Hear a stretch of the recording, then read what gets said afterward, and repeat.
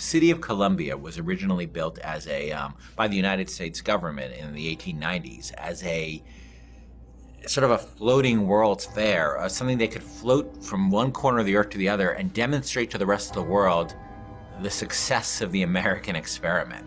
Think of the Statue of Liberty, but it can move around the world. And what happened was there was a power struggle within Columbia. And this fellow who you'll sort of start to get a sense of in this demo, named Comstock, came into power in the city. And he had a bit of a different view. He had a more, extreme view of what the mission of America and the world is. And there were some people in the city who didn't like that. And that group was the Vox Populi.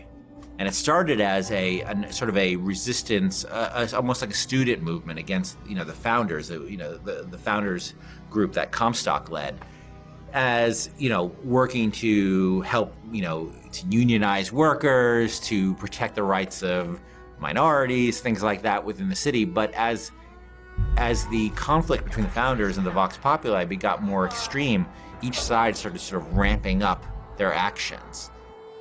And by the time you get to Columbia and you'll see the Vox Populi in the demo, the conflict is pretty extreme, and both sides have a bit of an attitude of, well, as long as we win, nothing else matters. And you encounter the founders last time and sort of got a sense of the dark side of them. And this time you'll encounter Daisy Fitzroy, who's the leader of the Vox Populi.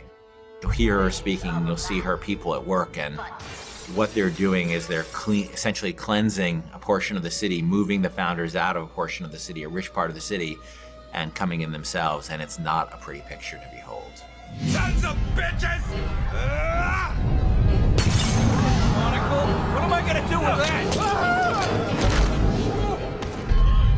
Best if we don't draw attention to ourselves. Hey!